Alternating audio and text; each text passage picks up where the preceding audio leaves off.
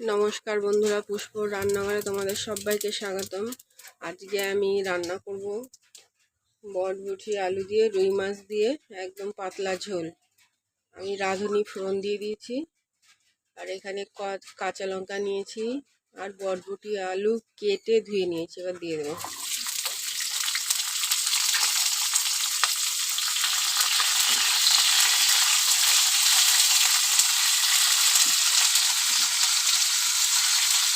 স্বাদ মতো লবণ দেবো, হলুদ দেবো, দিয়ে একটু হালকা ভেজে নেব।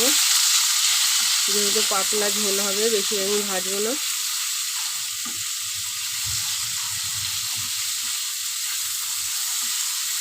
আমাদের এখানে খুব বৃষ্টি হচ্ছে, তোমাদের ওখানে কি বৃষ্টি হচ্ছে?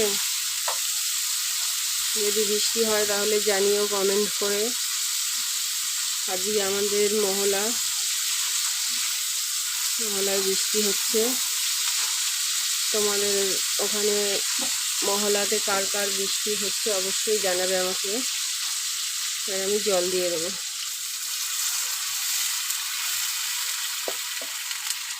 আর ঢাকা দিয়ে দেবো, 2 মিনিট ফুটিয়ে নেব। ঝোল আমার ফুটে গেছে, এই মাছটা দিয়ে দিলাম। এবার মাছটা দিয়ে আমি আরেকটু ফুটিয়ে নেব, তারপরে নামিয়ে দেবো। হয়ে গেছে আমার বরবটি আলুর পাতলা ঝোল। এবার আমি নামিয়ে নেব।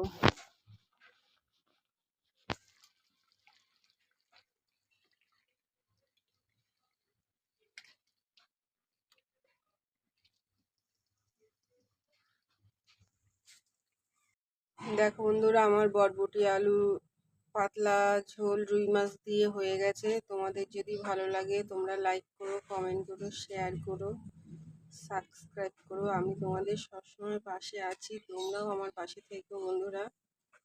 আজকের মতো রাখি, আবার দেখা হবে আগামীকাল। নমস্কার বন্ধুরা, শুভ মহালয়, শুভ দুপুর। চলো দুপুরের খাবার নিয়ে বসে পড়লাম।